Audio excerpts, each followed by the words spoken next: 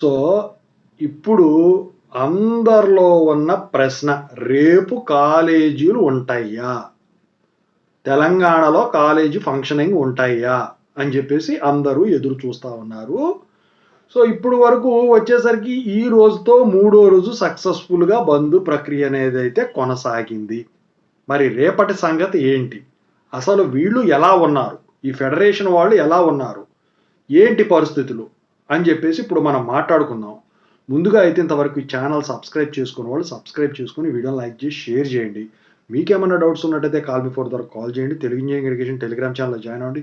ఈ వీడియోకి ఒక హైప్ ఇవ్వండి. ఖచ్చితంగా షేర్ చేయండి వీడియోని. ఇక ఈ వీడియో తెలంగాణ కాలేజీలు అన్నిట్లో కూడా అన్ని యూనివర్సిటీలకు సంబంధించిన ప్రైవేట్ కాలేజీలకు సంబంధించిన వీడియోనే. అయితే వీళ్ళు ఏదైతే డిమాండ్ చేస్తా ఉన్నారో 5,000 కోట్లు, సగం 10,000 కోట్లు అన్నారు కదా, దాంట్లో సగం 900 కోట్లు పోయాయి. ఇక దాని సంగతి మర్చిపోండి. ఇక 5,000 కోట్లు ఇస్తేనే మేము కొనసాగుతాం అని చెప్పేసి వీళ్ళు ససేమిరా అంటున్నారు. ఎట్టి పరిస్థితుల్లో కూడా మాకు న్యాయం జరిగే వరకు కూడా మేము కాలేజీలు ఓపెన్ చేయమని చెప్పేసి చెప్పకనే చెప్తున్నారు. ఓ పక్క ప్రభుత్వం వచ్చేసరికి ఒక కమిటీని వేసింది 15 మంది సభ్యులతో. దాని వివరాలు నేను తర్వాత చెప్తాను. ఇక వచ్చేసరికి వీళ్ళు ఇప్పటికే ఎగ్జామ్స్ని బహిష్కరించడం కూడా జరిగింది. బీఫార్మసీ ఇవి నాకు తెలిసి బీఫార్మసీ థర్డ్ ఇయర్ మిడ్లు ఎట్టాగు ఆగినాయి, బీటెక్వి జేఎన్టీహెచ్ కింద.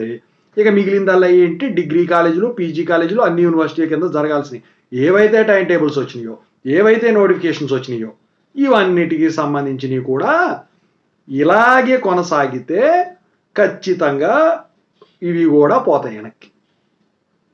నేను పొద్దున ఒక వీడియో చేశాను, ఉస్మానియా యూనివర్సిటీ వాళ్ళు చూడాలి అనుకుంటే చూడండి. అది ఏంటంటే మీరు అడుగుతున్నదానికి నేను సమాధానం చెప్పాను. ఇప్పుడు ఉస్మానియా యూనివర్సిటీ ఎగ్జామ్స్ కండక్ట్ చేస్తుంది అన్నారు, మరి మీరు ఎట్లా చెప్తున్నారని చెప్పారు. దానికి సమాధానం నేను చెప్పా ఏంటి అని అది చూడండి. అయితే ఇక్కడ నేను చెప్పొచ్చేది ఏంటంటే రేపు కూడా సక్సెస్ఫుల్గా బంద్ కొనసాగుతుంది.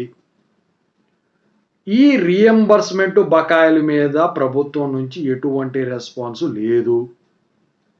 ఇది కళాఖండిగా వాళ్ళు చెప్పటం జరిగింది, ఫాతి వాళ్ళు చెప్పటం అయితే జరిగింది. వీళ్ళు నిరసనలు చేపట్టారు. ఈ రోజు వచ్చేసరికి 5వ తారీఖు, ఇంకొక 3 రోజుల్లో వచ్చేసరికి బహిరంగ సభ ఉంటుంది. ఇంకొక 6 రోజులకు వచ్చేసరికి ర్యాలీలు ఉంటాయి. అంతవరకే ఇప్పుడు షెడ్యూల్. ఇక తర్వాత ఏం జరుగుద్దని ఆ రోజు తర్వాత తెలుస్తుంది.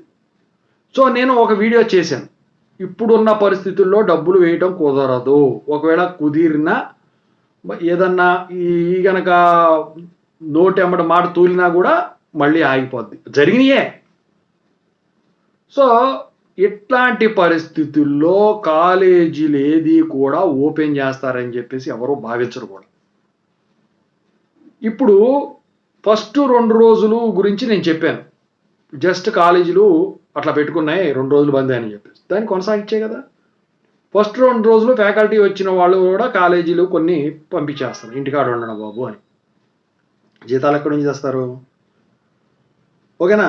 సో ఇది జరిగింది. అయితే ఇంకా స్టూడెంట్స్ పాపం ఇప్పుడు ఫర్ ఎగ్జాంపుల్ పల్లెటూర్లలో ఉన్న కాలేజీలు ఊళ్ళ నుంచి వచ్చిన వాళ్ళు సిటీల్లో డిగ్రీయో పీజీయో బీటెక్కో బీఫార్మసీయో ఆ యూనివర్సిటీయో ఈ యూనివర్సిటీయో కాలేజ్ హాస్టల్లో బయట హాస్టల్లో ఉండటం అయితే జరుగుతుంది. అయితే వీళ్ళు ఇళ్ళకి వెళ్లకుండా అక్కడే ఉన్నారు. కాలేజ్ హాస్టల్ అనుకోండి, ఫీజు కడతారు కాబట్టి పెద్ద ప్రాబ్లం ఉండదు. రీఎంబర్స్మెంట్ ద్వారా కనుక హాస్టల్ కనుక అయినట్టయితే అది కూడా మూసేసే దానికి ఛాన్స్ ఉంటుంది.